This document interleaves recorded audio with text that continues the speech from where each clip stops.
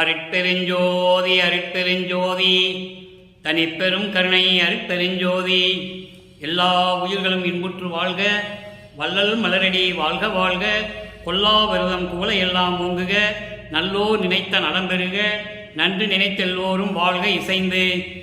உலக மக்களே, அறிவார்ந்த அன்பர்களே, ஆண்மநேய ஒருமைப்பாடுடைய அன்பர்களே, வல்லப்பமான நமக்கு அள்ளிய திருவருட்பாவில் 3ஆம் திருமுறையில் 2வது பதிகம் நாரையும் கிளியும் நாட்டூரும் தூது என்ற பதிகத்தில் இருக்கின்ற பாடலுடைய விளக்கங்களை பார்த்து கொண்டிருக்கிறோம்.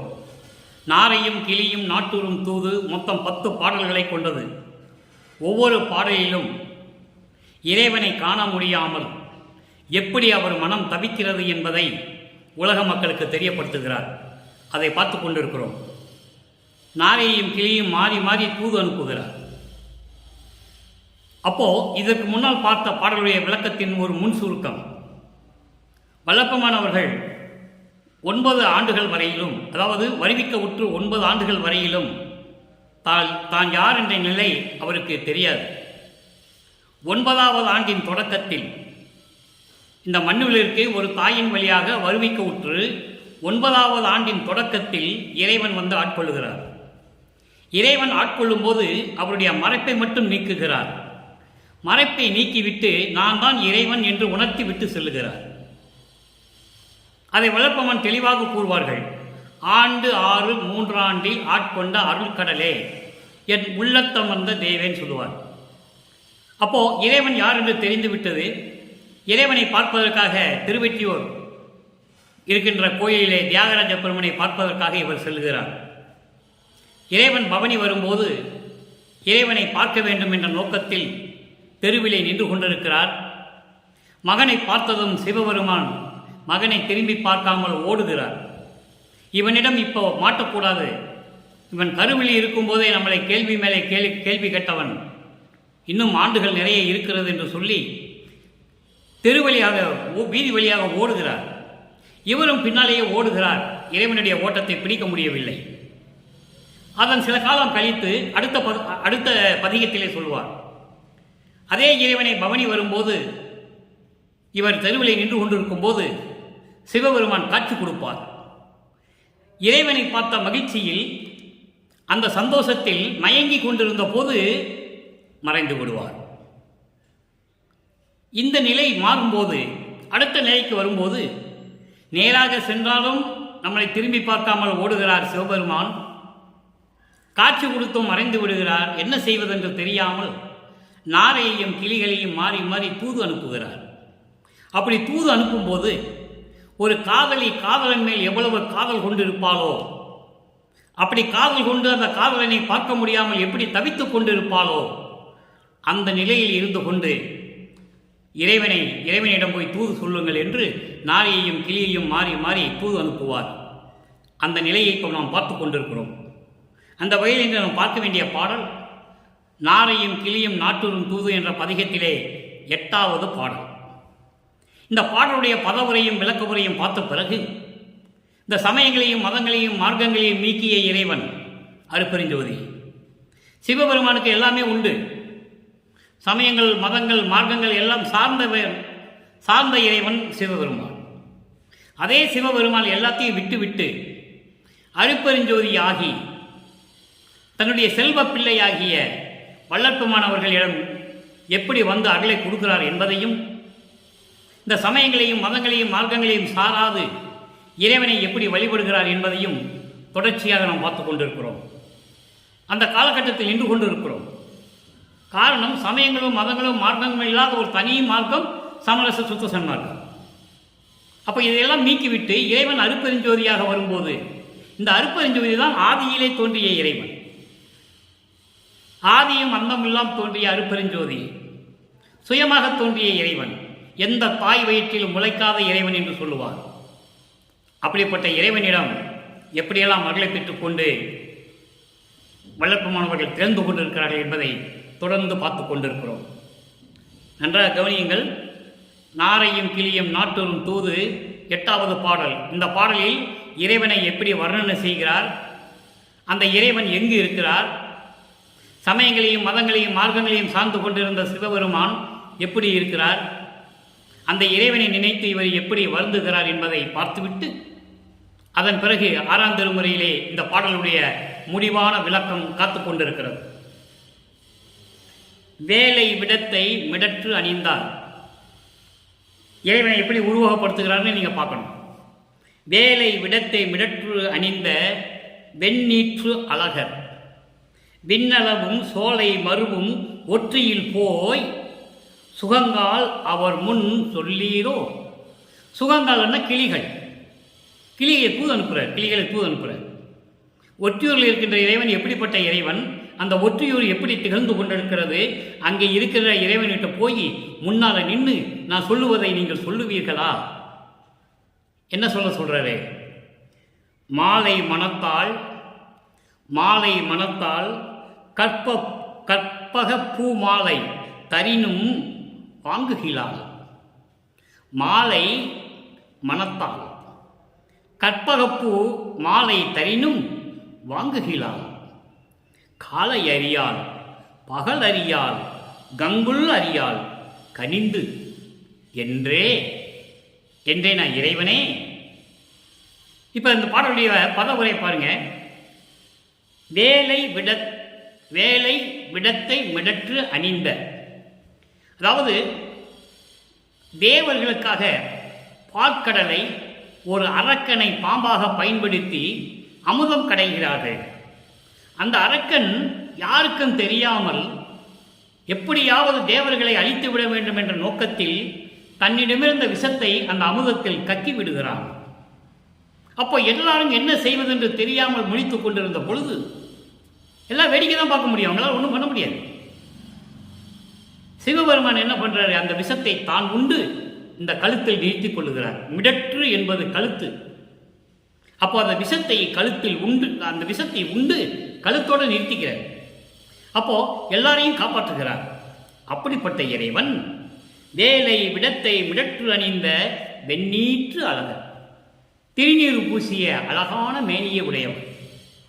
அப்போ சமயங்களையும் மதங்களையும் மார்க்கங்களையும் சார்ந்த இறைவன் சிவபெருமான் திருநீர் பூசி கொண்டிருக்கிறார். அந்த நிலையில் அவரால் உருவாக்கப்பட்ட, அவரால் இந்த உலகிற்கு வரவழைக்கப்பட்ட வள்ளற்பெருமானும் திருநீர் பூசுகிறார். காரணம், சமயங்களையும் மதங்களையும் மார்க்கங்களையும் சார்ந்துதான் இருக்கிறார். சமரச சுத்த சன்மார்க்க நிலை அப்போ அவருக்கு தெரியாது, இறைவனே சொல்லிக் கொடுக்கலையே. அதை தான் பின்னால் சொல்லி தருவார். அடுத்த விளக்கம் அதான் வருது 6ஆம் திருமுறையில் இப்போ இந்த பாட்டுக்கு. அப்போ தெரியாத நிலையில் அப்படி வெண்ணீற்றழகு திருநீர் அணிந்த அழகாக இருக்கின்ற இறைவன் திருவொற்றியூரிலே இருக்கிறார். விஷத்தை உண்டு கழுத்தில் நிறுத்திக் கொண்ட இறைவன், திருநூறு அணிந்து அழகாக திருமேனியை உடைய இறைவன் திருவொற்றியூரில் இருக்கிறார். அந்த திருவொற்றியூர் எப்படி இருக்குதாம்?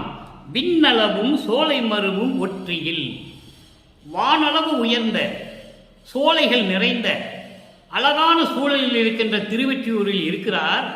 நீங்கள் திருவொற்றியூருக்கு போய் அவர் முன்னால் நின்று நான் சொல்லுவதை நீங்கள் சொல்ல வேண்டும், சொல்லுவீர்களா?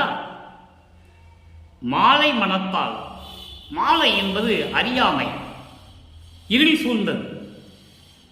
மாலை மனத்தால் அறியாமை உடைய அந்த பெண், அறியாமையில் இருக்கின்ற பெண், அப்போ இளம் வயது பெண் தன்னை தலைவியாகவும் இறைவனை தலைவனாகவும் கற்பனை செய்து உருவகப்படுத்தி இந்த பாடலை நமக்கு அறிவிக்கிறார்கள். அப்படி சொல்லுவது போல உலக மக்களுக்கு சொல்கிறார். அறியாமையில் இருக்கின்றவர் அவகிட்ட போய் கற்பக பூமாலை கொடுத்தாலும் வாங்க மாட்டேன் என்கிறார். கற்பக பூமாலை கொடுத்து இதை போட்டுக்கொள் என்று சொன்னா கூட எனக்கு இது தேவையில்லை என்று சொல்லுகிறாள். அதிகாலை எது என்று அவளுக்கு தெரியவில்லை, பகல் எது என்று அவருக்கு தெரியவில்லை. கங்குல் அறியாள், கங்குல்னா இரவு, இரவும் அவருக்கு தெரியல. அப்படின்னா என்ன அர்த்தமா? எந்த நேரமும், அதிகாலையும் இல்லாமல் பகலும் இல்லாமல் இரவும் இல்லாமல் எந்த நேரமும் உங்களுடைய சிந்தனையிலேயே இருந்து கொண்டிருக்கிறாள், உங்களை நினைத்தே மகிழ்ந்து கொண்டிருக்கிறாள். உங்களுடைய பவனியை எப்போ வந்து வீதியிலே பார்த்தாலோ அது முதல் இதுவரைக்கும் உன்னை நினைத்தே மகிழ்ந்து கொண்டிருக்கிறாள். இறைவா, எங்களை தூது அனுப்பியிருக்கிறார், நீங்கள் என்ன பதில் சொல்லப் போகிறீர்கள்? நீங்கள் சொல்லுகின்ற பதிலைத்தான் நாங்கள் திரும்பி போய் சொல்ல வேண்டும் என்று சொல்லி இறைவனிடம் தூது செல்லுகின்றன. இறைவனிடம் சொல்லிக் கொண்டிருக்கின்றன கிளிகள்.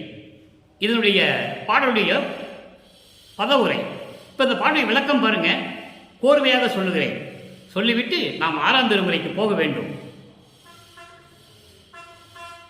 பார்க்கடலை கடையும் போது அந்த கடலிலே உண்டான அமுதத்திலே பாம்பு விஷத்தை கக்க அந்த விஷத்தை தான் உண்டு கழுத்திலே நிறுத்தி கொண்ட இறைவன்.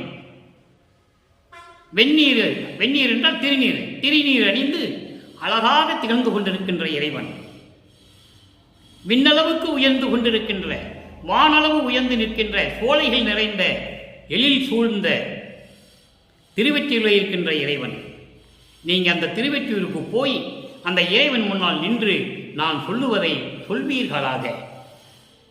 உன்னுடைய வரவை பார்த்ததிலிருந்து, உன்னுடைய பவனியிலே உன்னுடைய அழகை பார்த்து ரசித்ததிலிருந்து தலைவி மயங்கிக் கொண்டிருக்கிறாள், அறியாமையில் இருக்கிறாள்.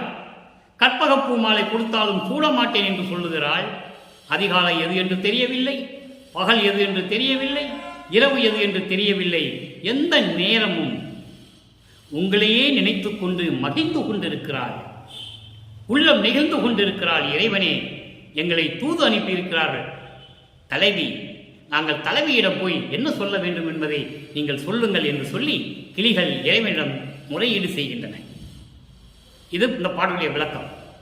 இதனால் உலக மக்களுக்கு தெரியப்படுத்துவது வல்லப்பமானவர்கள் என்னவென்றால், நான் திருவொற்றியூரிலே இறைவனுடைய பவனியை பார்த்து மயங்கி நின்ற போது, அழகை ரசித்து மயங்கி நின்ற போது என்னை ஏமாற்றிவிட்டு மறைந்து விட்டான்,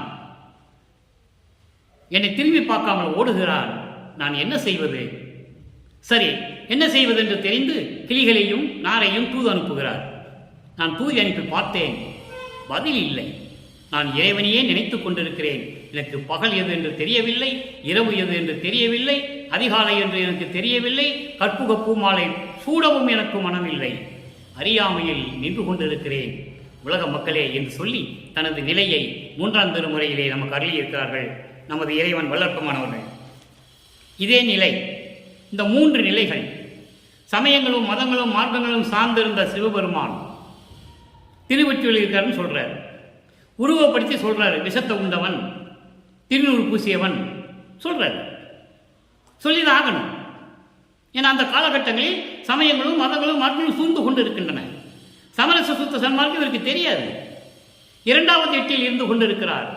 2வது எட்டு என்பது இந்த மண்ணிற்கு வருவிக்க உற்று 9வது ஆண்டிலிருந்து 16 ஆண்டுகள் வரை.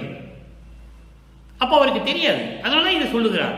இப்போ எல்லாம் தெரிந்த பிறகு இந்த மண்ணிற்கு வருவிக்க உற்று 5வது எட்டில் இருக்கும் போது, 5வது எட்டு என்பது 5 × 8 40, இந்த மண்ணுக்கு வருவிக்க உற்ற 41வது ஆண்டில் சமரச சுத்த சன்மார்க்கத்தை பெற்ற பிறகு இறைவனிடம் எப்படி விண்ணப்பம் வைக்கிறார், அந்த துன்பங்களையும் மாயைகளையும் எப்படியெல்லாம் நீக்க வேண்டும் என்று சொல்லுகிறார்.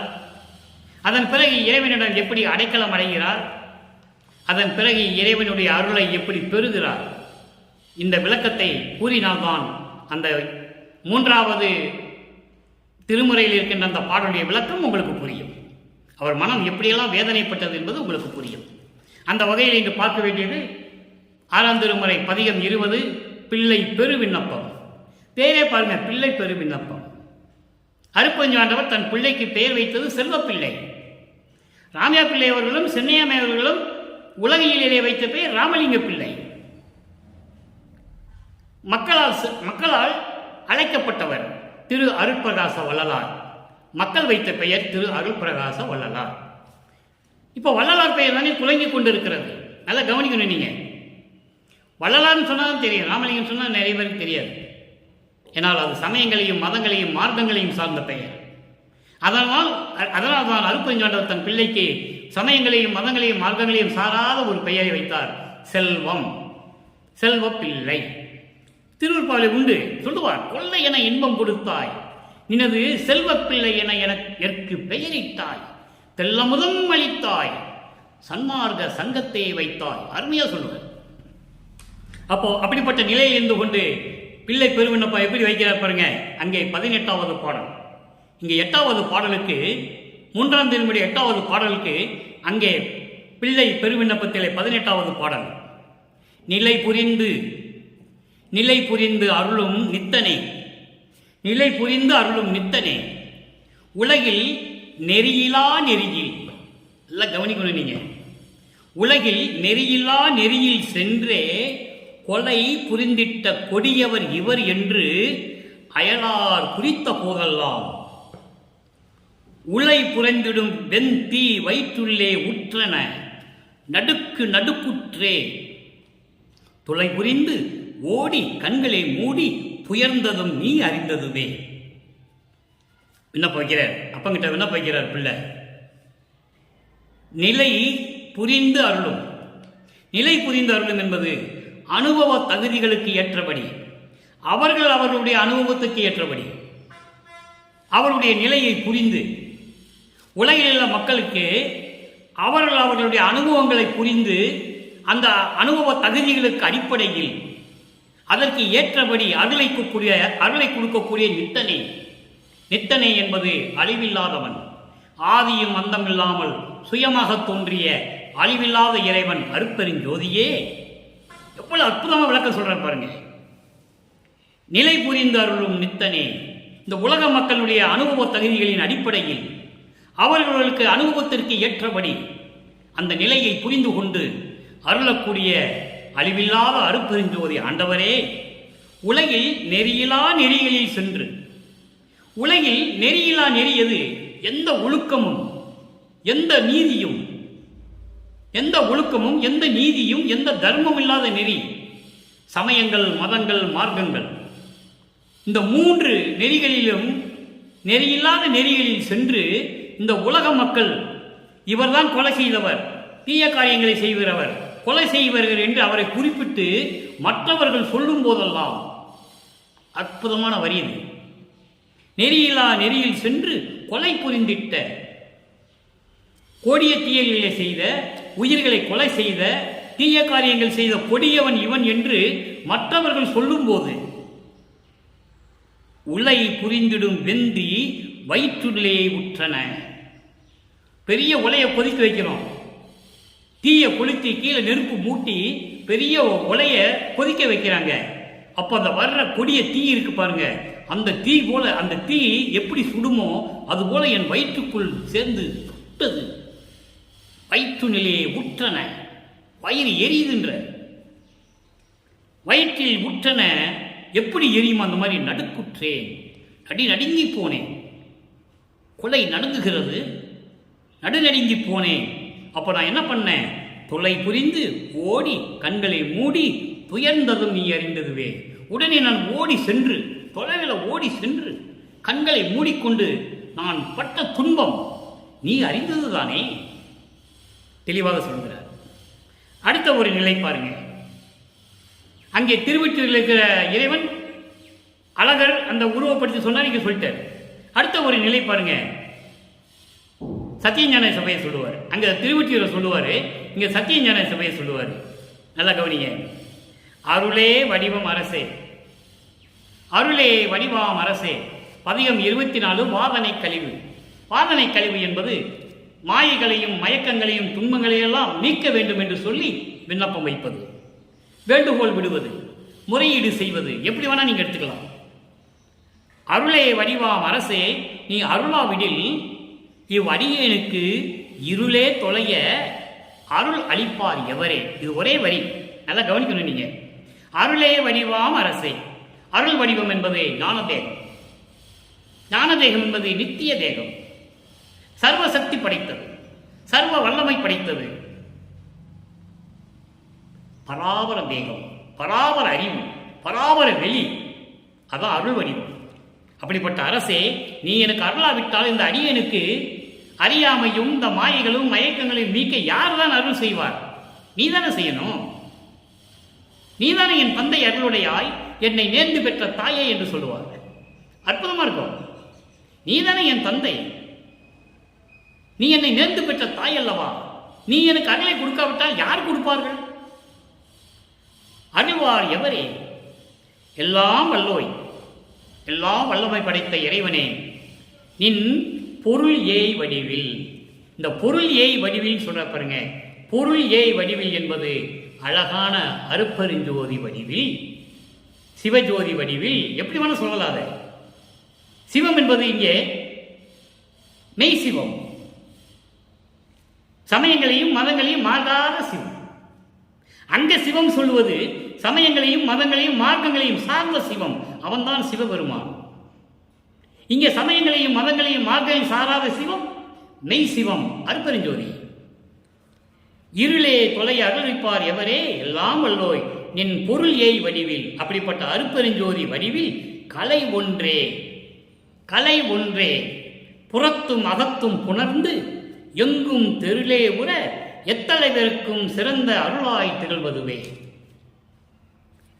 அதாவது அருட்பெருஞ்சோதி வடிவில் கலை ஒன்றே, கலை ஒன்றே என்பது ஆன்ம விளக்கம். கலையை எப்படி வேணா சொல்லலாம், நிறைய விளக்கங்கள் இருக்கின்றன. கலை என்பது சாஸ்திர நூல்கள், ஆகம நூல்கள், ஆரண நூல்கள், இப்படி நிறைய சொல்லிக்கிட்டே வரணும். இங்கே கலை என்பது ஆன்ம விளக்கம். ஆன்ம விளக்கம் ஒன்றுதான் புறத்தும் அகத்தும். புறம் அகம் என்பது சூக்கும தேகம், தூள தேகம். உள்ளே இருப்பது சூக்கும தேகம், வெளியே தெரிவது தூள தேகம். அதான் அகம் புறம் சொல்றேன். இந்த சூக்கும தேகத்திலும் தூள தேகத்திலும் கலந்து எங்கும் தெருள் உற அருள் பக்குவம் பெற, அருள் பக்குவம் சேர விளங்குகின்றது. அப்போ அருட்பெருஞ்சோதியை நாம் வணங்கினால் நம்ம ஆன்ம விளக்கம் விளங்கும். ஆன்ம விளக்கம் விளங்கும் போது தூள தேகமும் சூக்கும தேகமும் ஒளிபெற்று திகழும். அப்படி அருள் பக்குவம் சேர விளங்கி கொண்டிருக்கிறது. அது எத்தலைவருக்கும் சிறப்பு அருளாய் திகழ்கின்றது. எந்த தலைவனுக்கும் இந்த அருள் சிறப்பு கிடையவே கிடையாது. எந்த தலைவனும் சொல்லுவது பதத்தலைவர்கள், பிரம்மன், திருமால், ருத்திரன், மகேஸ்வரன், சதாசிவம் போன்ற பதத்தலைவர்கள், சமயக்குறவர்கள், முனிவர்கள், ரிஷிகள், சத்தர்கள், சக்திகள் எல்லாரும் சரி, யாருக்கும் இந்த சிறப்பு அருள் இல்லை. அப்போ அந்த சிறப்பு அருள் இருப்பது ஆன்ம விளக்கத்தை தரக்கூடிய அருட்பெருஞ்சோதி வடிவில் இருக்கின்ற இறைவனை, உனக்குதான் அந்த சிறப்பு உண்டு என்று சொல்லி இந்த பாடலை நமக்கு அருளியிருக்கிறார்கள். அடுத்த மூணாவது நிலைக்கு விளக்கம். நாரையும் கிளியும் நாட்டூரும் தூது என்ற பதிகத்தில் இருக்கின்ற மூணாவது நிலைக்கு இங்கே மூணாவது விளக்கம். அடைக்கலம் புகுதல். அங்கே இறைவனை பார்க்க முடியல. மகன் போய் தெருவில் நிற்கிறாரு, சிவபெருமன் ஓடுறாரு. அப்புறம் மகன் போய் தெருவில் நிற்கிறாரு, பவனியை பார்க்குறாரு, அழகை ரசிக்கிறாரு, மறைஞ்சிடுறாரு. காட்சி கொடுக்குறாரு. இவர் மகன் மெய் மறந்த நிலையில் போயிடுறாரு. ஆனால் இங்கே எப்படி வருது பாருங்க. அபயம் வேண்டுதல் 8வது பாடல். நாரையும் கிளியும் நாட்டூரும் தூது 8வது பாடலுக்கு இங்கே ஒரு விளக்கம் இருக்கிறது. இங்கேயும் 8வது பாடல். கொடியேனின் பிழை நீ குறியேல், கொடியேனின் பிழையை நீ குறியேல் அபயம். கொலை தீர் நெறி என் குருவே அபயம். முடியேன் பிறவேன் என நின் அடியே முயல்வேன், செயல் வேறு அறியேன் அபயம். படியே அறியும்படியே வருவாய். அங்கே சிவபெருமான் சமயங்களையும் மதங்களையும் மார்க்கங்களையும் சார்ந்திருந்த போது மகனை பார்த்து தெருவிலே ஓடுகிறான். இங்கே எப்படி கூப்பிடுறாரு பாருங்க. படியே அறியும்படியே வருவாய். இங்கெல்லாம் நீ மறைமுகமாகவோ ஏமாத்தணும் நோக்கத்தோடு வரக்கூடாது. என்னை பார்த்து ஓடக்கூடாது. உலக மக்கள் அறியும்படி நீ இங்கே வரணும். எவ்வளவு தெளிவாக சொல்கிறாரு பாருங்க. எவ்வளோ அற்புதமாக இருக்கு. சொல்லும் போதே மனம் எவ்வளவு பூரிப்பாக இருக்கு பாருங்க. எவ்வளவு மகிழ்ச்சியாக இருக்கு பாருங்க. உடம்பு சிலுக்குது. இப்படிப்பட்ட இறைவனை, இறைநிலையில் உள்ள வளர்ப்பெருமானை 200 ஆண்டுகளாக மக்களிடம் யாரும் சொல்லவில்லையே. அந்த ஆதங்கம் இந்த ஊழியனுக்கு இருந்து கொண்டே இருக்கிறது. படியே அறியும்படியே வருவாய், பதியே கதியே பரமே அபயம். அடியேன் இனி ஓர் இறையும் தரியேன், அரசே அருள்வாய் அபயம் அபயம். இங்க பாருங்க. கொடியேன் பிழை நீ குறியேன். இந்த கொடியவனாகிய உன்னாலே இந்த மண்ணுக்கு வருவிக்க உற்று நான் பட்ட துன்பங்கள் துயரங்கள் நாம் சொல்ல முடியாது, கணக்கில் அடங்காது. அப்படிப்பட்டவனுடைய தவறுகளை எல்லாம் நீ என்ன வேண்டாம், மனதில் வைத்துக் கொள்ள வேண்டாம், மனதில் வைத்துக் கொள்ள வேண்டாம். நான் முன் அடைக்கலம், நான் முன் மகன் அல்லவா, நீ எனக்கு வாய்த்த தந்தை அல்லவா. கொலை தீர் நெறி என் குருவே. கொலையை நீக்கக்கூடிய தீய செயல்களையும் உயிர்களை கொலை செய்ய வேண்டும் என்ற எண்ணத்தையும் தீர்க்கக்கூடிய நெறி, சமரச சுத்த சன்மார்க்க நெறி. அப்படிப்பட்ட நெறியை கொண்ட என் குருவே, கொலையை தீர்க்கக்கூடிய நெறியை கொண்ட என் குருவே, சமரச சுத்த சன்மார்க்க நெறியை கொண்ட என் குருவே. அபயம். முடியேன் பிறவேன், இனிமேல் நான் இறக்கவும் மாட்டேன், பிறக்கவும் மாட்டேன். முடியேன் என்றால் நான் இறக்கவும் மாட்டேன், பிறக்கவும் மாட்டேன். என நின் அடியே முயலுவேன். இனிமேல் நான் இறக்கவும் மாட்டேன், பிறக்கவும் மாட்டேன் என்று உன் திருவடிக்கு வரதான் முயல்வேனே தவிர வேறு எந்த செயலும் எனக்கு தெரியாது. இந்த உலகத்தில் எனக்கு எதுவுமே வேண்டாம். அபயம்.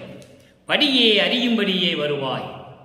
இந்த ஓரமாக வர்றது, என்னை பார்த்துட்டு தெருவில் ஓடுறது, காட்சி கொடுத்துட்டு மறைஞ்சு போகிறது, என்னை ஏமாத்துறது, இதெல்லாம் நீ வேண்டாம். உலக மக்களுக்கு தெரியும்படி, எல்லா உலகமும் அறியும்படி நீ என் முன் வர வேண்டும். படியே அறியும்படியே வருவாய் பதியே, அருப்பெருஞ்சோதியே, கதியே, எனது அடைக்கலமே, எனது அடைக்கலமே, பரமே அபயம், பராபரனே. அபயம். அடியேன் இனி ஓர் எரியும் தெரிய மாட்டேன். இனி சிறிதளவு கூட நான் சகித்துக் கொள்ள மாட்டேன். ஒரு நொடி பொழுது கூட இனிமேல் நான் சகித்துக் கொள்ள மாட்டேன். நான் பட்ட துன்பங்கள் துயரங்கள்லாம் போதுமடா சாமி, என் தந்தையே சீக்கிரம் வா என்று சொல்லுகிறார். எவ்வளவு அற்புதம் பாருங்க. அருள்வாய் அபயம், அபயம், சீக்கிரம் வந்து எனக்கு அருளை தர வேண்டும், போதும், வாருங்கள் வாருங்கள் என்று சொல்லி தந்தையை அழைக்கிறார். இதனுடைய விளக்கத்திற்கு முடிவான விளக்கம். நாரையும் கிளியும் நாட்டுரும்புவது பாட்டுக்கு இந்த 3 நிலைகளிலே விளக்கத்தை பார்த்துவிட்டோம். சமயங்களையும் மதங்களையும் மார்க்கங்களையும் சார்ந்த நிலையில் இருந்த சிவபெருமான் எப்படி மகனை ஏமாற்றுகிறார், சமரச சுத்த சன்மார்க்கத்தை பெற்ற பிறகு மகன் தந்தையை எப்படி கூப்பிடுகிறார். இந்த ஒளிவு மறைவெல்லாம் வேண்டாம், ஓடுற வேலை மறைஞ்சிற வேலைலாம் வேண்டாம், சீக்கிரம் வேண்ட. இதற்கு முடிவான ஒரு விளக்கம் இருக்கிறது. 37வது பதிகம் அருள் விளக்க மாலை, அங்கே 8வது பாடல். நல்லா கவனிக்கணும். நீங்க எங்க 8வது பாடலுக்கு எங்க கனெக்ஷன் கொடுக்கிறார் பாருங்க. அற்புதமா இருக்கும் திருவருப்பா. கதிக்கு வழிகாட்டுகின்ற கண்ணே. இப்ப இந்த போன பாடல் விளக்க பார்த்தப்பல கதியேன்னு சொல்றாருல்ல, எனக்கு அடைக்கலம் கொடுக்கின்ற இறைவனேன்னு சொல்றாரு. அந்த கதிக்கு பின்னால் எவ்வளவு விளக்கம் தரார் பாருங்க. கதிக்கு வழிகாட்டுகின்ற கண்ணே. இங்கே கதிக்கு வழிகாட்டுகின்ற கண்ணென்னா அடைக்கலத்துக்கு வழிகாட்டுகின்ற கண் போன்ற இறைவனே. அதற்கு மேல ஒரு நிலை இருக்கிறது, கடவுள் நிலைக்கு வழிகாட்டுகின்ற. கடவுள் நிலை என்பது 16வது நிலை. 16வது நிலை என்பது ஞானத்தில் ஞானம், சரியை கிரியை யோகம், இந்த 12 போக கடைசியில் இருக்கிறது 16 ஞானத்தில் ஞானம். அந்த நிலையை காட்டுகின்ற இறைவனே, என் கண்ணில் கலந்த மணியே, என் கண்ணுக்குள் இருக்கின்ற கரிமணி போன்றவனே, கருமணி போன்றவனே, அந்த மணியில் கலந்த கதிர் ஒளியே, அந்த மணிக்கு ஒளி கொடுத்து கொண்டிருக்கின்ற அருப்பெருஞ்சோதியே, விதிக்கும் உலகு உயிருக்கு உயிராய் விளங்குகின்ற சிவமே. இங்க பாருங்க, சிவன் சொல்றாரு பாருங்க. இந்த சிவத்தலைமை எப்படி விளக்கம் தரணும் பாருங்க. விதிக்கும் உலகுக்கு உயிருக்கு உயிராய் விளங்குகின்ற சிவமே. இந்த உலகில் படைக்கப்பட்ட, விதிக்கும் என்பது படைக்கப்பட்ட, உன்னால் படைக்கப்பட்ட இந்த உயிர்களுக்கெல்லாம் உயிராக விளங்கி கொண்டிருக்கின்ற அருப்பெருஞ்சோதியே, மெய் சிவமே, அருப்பெருஞ்சோதியே, சுத்த சிவம். இங்கே சிவம் என்று சொல்வது சுத்த சிவம், சமயங்களையும் மதங்களையும் மார்க்கங்களையும் சாராத சிவம். அவன்தான் அருப்பெருஞ்சோதி. ஏனென்றால் சாதியும் மதமும் சமயமும் பொய்யென ஆதியில் உணர்த்திய அருப்பெருஞ்சோதி அகவல்லவர். சாதியும் மதமும் சமயமும் காணா ஆதியனாதையாம் அருப்பெருஞ்சோதி அகவல்லவர். அப்போ அப்படி விளங்கி கொண்டிருக்கின்ற, முன்னால் உலகில் இந்த படைக்கப்பட்ட உயிர்களுக்கெல்லாம் உயிராக விளங்கி கொண்டிருக்கின்ற சுத்த சிவமே, அருப்பெருஞ்சோதியே. அடுத்து சொல்றார் பாருங்க, மெய் உணர்ந்தோர் கையகத்தே விளங்கிய தீங்கனியே. மெய் உணர்ந்தோர்னு சொல்றாருங்க, மெஞ்ஞானம் உணர்ந்தோர்னு சொல்லலை. நல்லா கவனிக்கணும். நீங்க மெஞ்ஞானம் உணர்ந்தவன் வளர்ப்பவன் ஒருத்தர் தான், வேற யாரும் இந்த பிரபஞ்சத்தில் கிடையாது. அறிவு பெற்றார்கள், ஞானம் பெற்றார்கள், அருளை பெற்றார்கள், 5 பூதங்களோட கலந்தார்கள், ஜீவ சமாதி ஆனார்கள், சமாதி ஆனார்கள், எல்லாமே ஆனார்கள். மெஞ்ஞானம் கொண்டது யார்? மெஞ்ஞானம் என்றது முக்காலத்து உணர்ந்தவன், அவன் தான் மெஞ்ஞானம் கொண்டவன். இப்ப பாருங்க, மெய் உணர்ந்தோர் கையகத்தை விளங்கிய தீங்கனிய. மெய் உணர்ந்தோர் யார்? மெய் உணர்ந்தோர் என்பது சமயங்களையும் மதங்களையும் மார்க்கங்களையும் சார்ந்து கொண்டு உண்மையை உணர்ந்தவர்கள், இறைவனை உணர்ந்தவர்கள், சிவபெருமானை உணர்ந்தவர்கள். சமயக்குறவர்கள் 4 பேர், திருநாவுக்கரசர், திருஞான சம்பந்தர், ஊரன் என்று சொல்லப்படுகின்ற சுந்தரர், வாதவூரான் என்று அழைக்கப்படுகின்ற மாணிக்கவாசகர், பட்டினத்தார், நந்தன், இவங்கெல்லாம் மெய் உணர்ந்தவர்கள். அதனால்தான் இறைவன் அவங்களுக்கு அருளை கொடுத்தான். அருளை கொடுத்து முத்தியை கொடுத்தான். 5 பூதங்களிலே கலக்க வைத்தான் இறைவன். அப்படிப்பட்ட மெய் உணர்ந்தவரில் உள்ளங்கையிலே கிடைத்திருக்கின்ற தீன் சுவை போன்ற கனியே இறைவனே.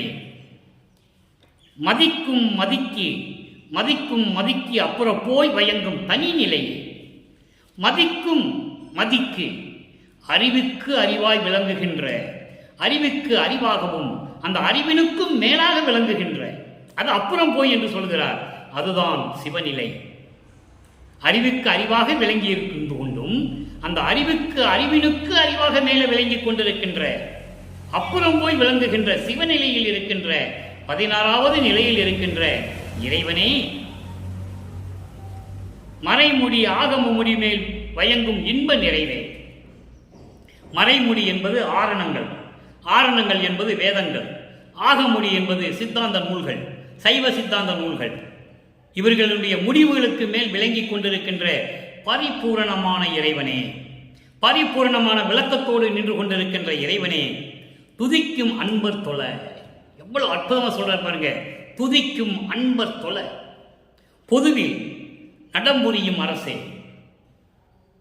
துதிக்கும் அன்பர் தொல, சிறப்பு மிக்க, மாண்பு மிக்க, சமரச சுத்த சன்மார்க்கத்தை சேர்ந்த சாதுக்கள் வணங்கக்கூடிய சத்தியஞான சபையிலே விளங்கிக் கொண்டிருக்கின்ற அரசனே என்று சொல்லுகிறார். சமரச சுத்த சன்மார்க்கத்தை சேர்ந்தவனுக்கு தான் அந்த நிலை கிடைக்கும். சமரச சுத்த சன்மார்க்கத்தை சேர்ந்தவன் தான் ஜீவகானிய ஒழுக்கத்தில் இருக்க முடியும். சமரச சுத்த சன்மார்க்கத்தை சேர்ந்தவன் தான் உயிரிழத்தில் தயவையும் கருணையும் காட்ட முடியும், பணிவோடு இருக்க முடியும், மற்ற உயிர்களையும் தன் உயிர் போல் நினைக்க முடியும். அதனால தான் இங்கே சொல்கிறார் துதிக்கும் அன்பர். துதிக்கும் அன்பர் என்பது மாண்பு மிக்க, சிறப்புடைய, சமரச சுத்த சன்மார்க்கத்தை சேர்ந்த சாதுக்கள் வணங்க சத்தியஞான சபையிலே அருளடனம் செய்து கொண்டு அருளாட்சி செய்து கொண்டிருக்கின்ற இறைவனே. இவ்வளவு அருமையா சொல்றார் பாருங்க.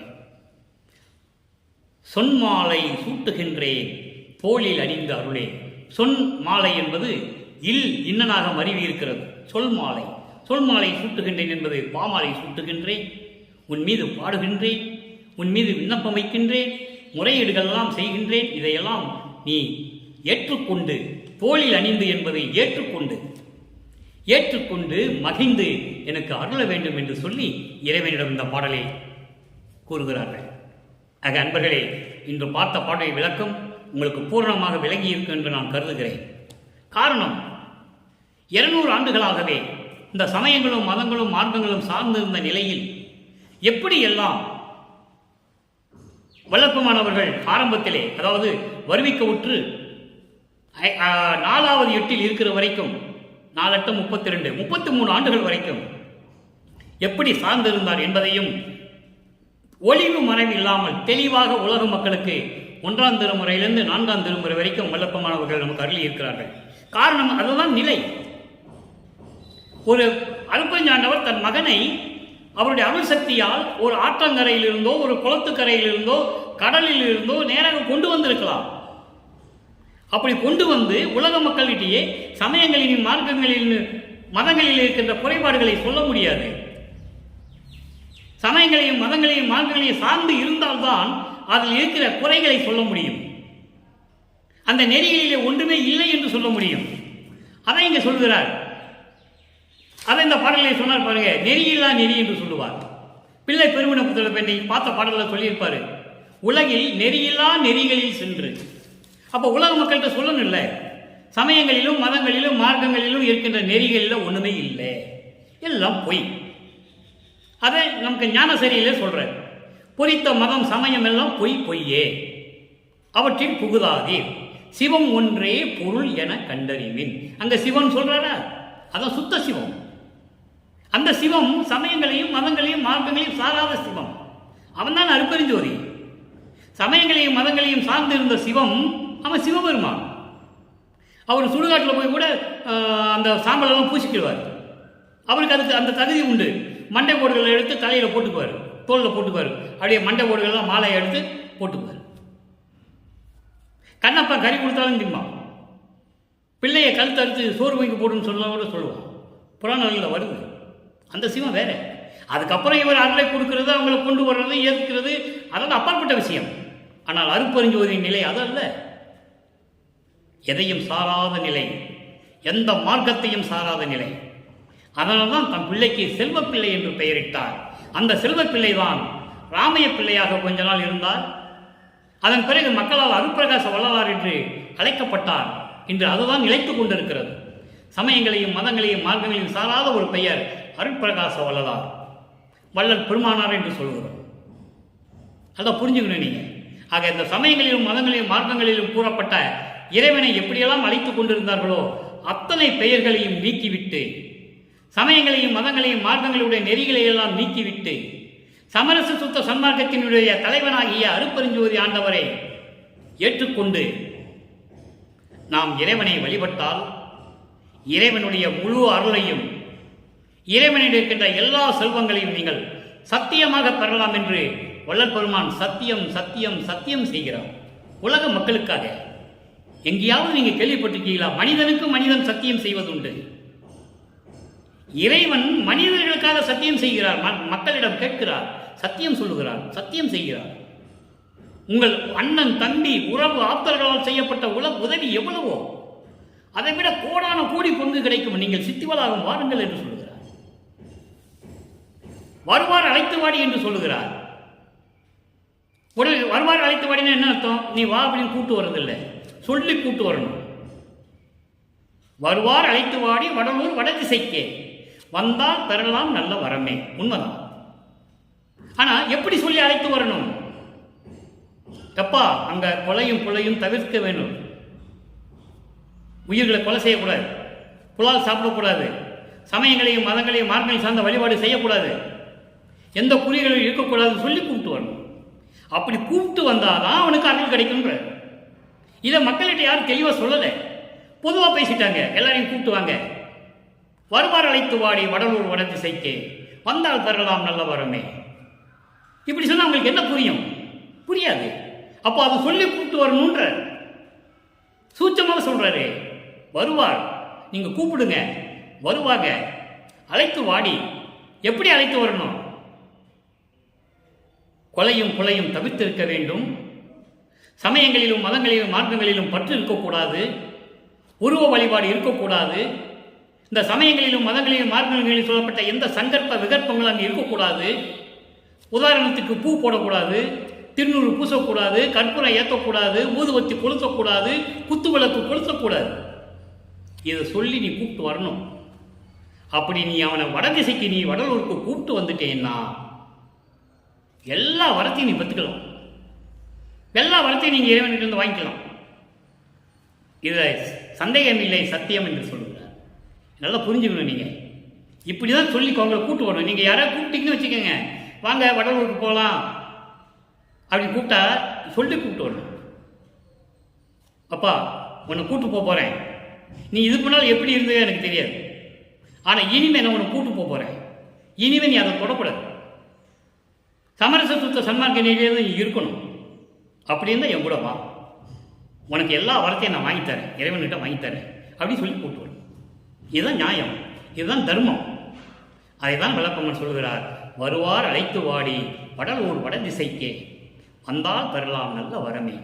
எனவே அன்பர்களே, அந்த நிலையில் இருந்து கொண்டு நீங்கள் இறைவனை வணங்கி இறைவனுடைய அருளையும் பரிபூர்ணமாக அவர்கிட்ட இருந்த எல்லா செல்வங்களையும் பெற்று நோயற்ற வாழ்வில் நீங்களும் உங்கள் உறவினர்களும் மனைவி பிள்ளைகள் எல்லாருமே வாழ்வாங்கு வாழ இறைவனுடைய தயவோடும் கருணையோடும் வேண்டி இந்த வள்ளலார் ஊழியன் விடைபெறுகிறேன். மீண்டும் நாளை சந்திப்போம். நன்றி, வணக்கம்.